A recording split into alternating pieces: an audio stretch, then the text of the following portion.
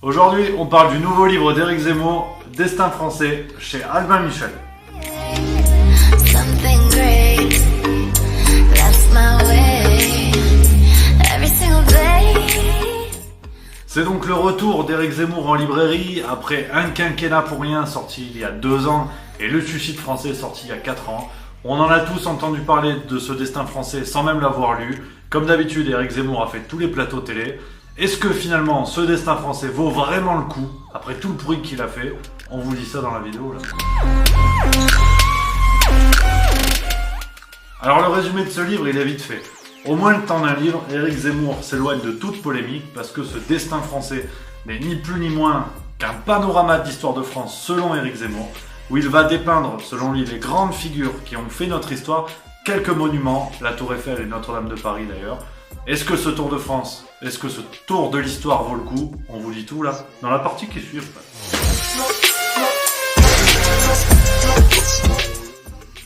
Clovis, Jean-Jacques Rousseau, Jean-Paul Sartre, la Tour Eiffel, on en croise du beau monde dans le nouveau livre d'Éric Zemmour, qui, comme je le disais un peu plus tôt dans cette vidéo, finalement n'est autre qu'un livre d'histoire. On a fait plein de polémiques, alors que le livre n'était même pas sorti, mais des polémiques qui malheureusement n'ont rien à voir avec ce livre, qui vraiment montre qu'Éric Zemmour s'est, pour le moment, beaucoup assagi, dans la mesure où ce livre est finalement un tour de France, un tour de notre histoire, de ces grandes personnalités que Éric Zemmour a retenues pour des bonnes comme pour des mauvaises raisons. Coucou Général de Gaulle, qui évidemment c'est compliqué avec lui, on en parlera plus tard. Mais en tout cas, il y a plein de personnages. C'est un livre d'histoire. S'il n'y avait pas écrit Éric Zemmour, je sais pas si toi tu vas bien mettre les lunettes, là il y a écrit Éric Zemmour, tu mets un autre nom, tu mets Patrick Cartemer, c'est la même chose, il n'y a aucune polémique. C'est un livre tout à fait classique. La seule particularité se trouve dans l'introduction, et ça, beaucoup de journaux l'ont souligné, notamment Le Figaro, où Éric Zemmour, c'est vrai, se livre dans un ensemble de 20 pages, 20-30 pages, assez intime, assez personnel, où Éric Zemmour explique sa vision de l'histoire de France, qu'on partage ou pas.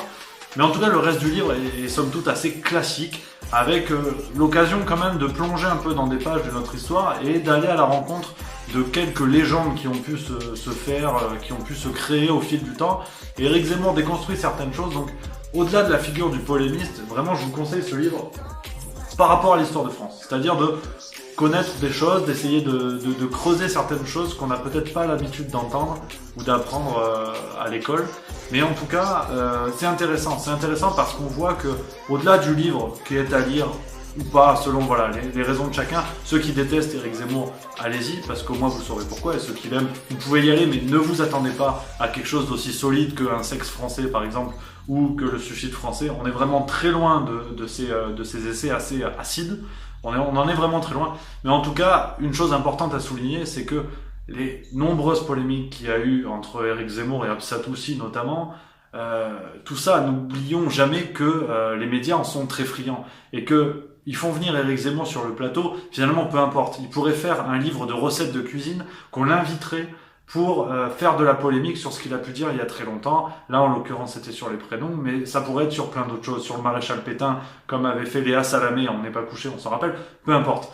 Vraiment, n'oublions pas ça, c'est que Éric Zemmour est un client médiatique.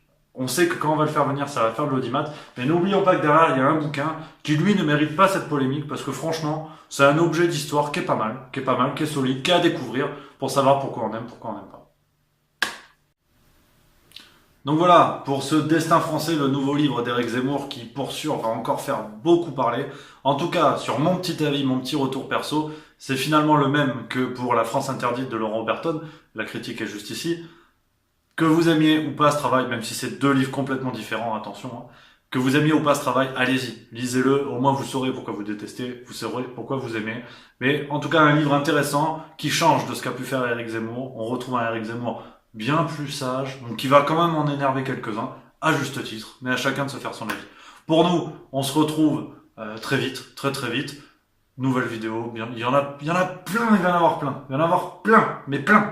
Donc on se retrouve bientôt, tu t'abonnes, tu cliques par là, et puis surtout, à bientôt, hein. Ciao.